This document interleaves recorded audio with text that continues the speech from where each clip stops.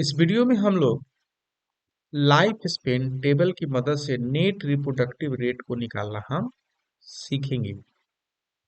तो हमने यहाँ पर एक हाइपोथेटिकल लाइफ टेबल लिया है। किसी भी पॉपुलेशन का ये हो सकता है। उसको मैंने क्या किया, सबसे पहले एज क्लास में डिस्ट्रीब्यूट किया। 0 से 5, 5 से 10, 10 से 15। और हमने यहाँ लिखा है नंबर ऑफ ए लाइफ।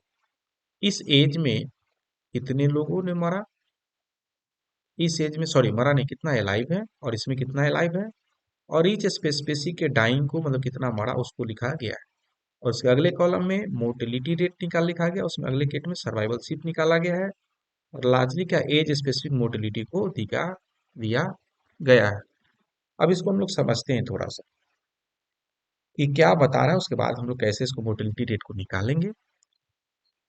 तो ये कर्व जो जो वैल्यू बता रहा है नंबर ऑफ ए लाइफ, मतलब ईच एज क्लास में कितने लाइफ है। तो अगर हमसे पूछे कि किस तरह के कर्व को ये फॉलो कर रहा है, तो मैं इसको बताऊंगा कि देखिए पहले 100 था, फिर 50 हुआ, 30 हुआ। तो डेफिनेटली ये के टाइप को फॉलो नहीं कर रहा।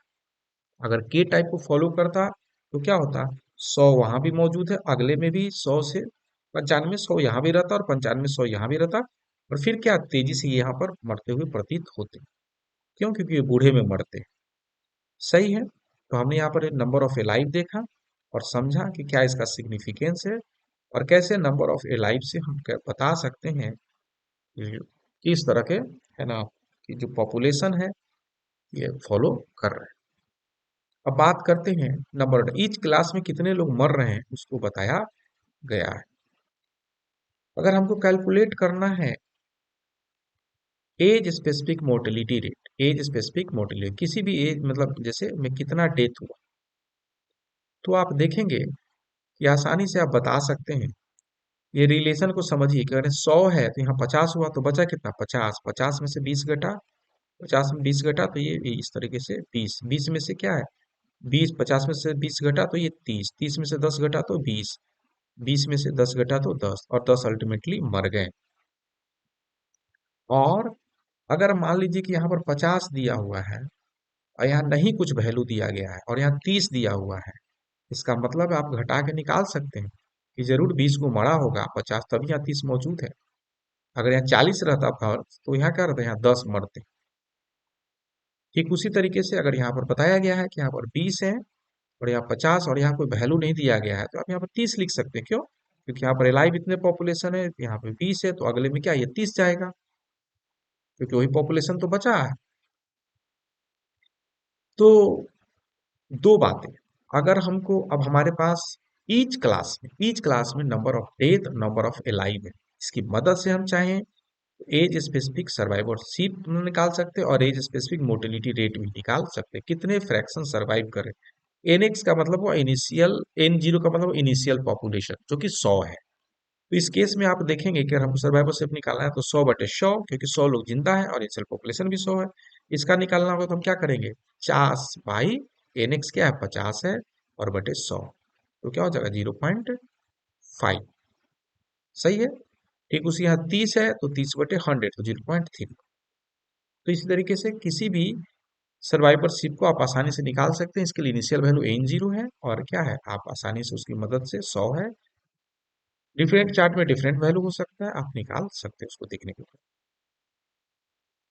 मोटिलिटी रेट निकालना है तो एन एक dx/n0, n0 क्या है 100 है, dx क्या है इस क्लास में कितना मरा 50 है, तो घटा देंगे, डिवाइड कर देंगे 100 से 0.5, 10/100। तो ईच क्लास के हम लोग क्या निकल सकते हैं मोटिव, ये क्या बताता है उस क्लास में कितने मतलब परसेंटेज मरे हैं, 10% या 20% या 50% ये मरे हैं। नहीं, तो दो चीज हमने निकालना सीखा, एज स्पेसिफिक मोर्टेलिटी जो कि dx/n0, dx/n0 क्या इनिशियल पॉपुलेशन 100 और सर्वाइवल सीप के लिए एल एक्स जो वैल्यू है कि क्या सर्वाइवल सीप की वैल्यू होगा उसको, age specific mortality rate, fertility, age specific fertility, ये आपको वैल्यू दिया हुआ रहे कि कौन सा, इसका क्या मतलब, इसका मतलब क्या है कि अगर 0.5 पॉपुलेशन हम लिख रहे हैं क्लास का, जीरो मतलब इस क्लास के जो एज ग्रुप है फर्टाइल नहीं है, रिप्रोडक्शन में भाग नहीं ले सकते हैं, 5 से 10, 0.5 मतलब 50% फर्टिलिटी है, मतलब out of 100 population of this class, मतलब 50% क्या कर सकते हैं, ग्रो कर सकते हैं, मतलब ग्रो मतलब सॉरी फर्टिलिटी में भाग ले सकते हैं, रिप्रोडक्शन में भाग ले सकते हैं।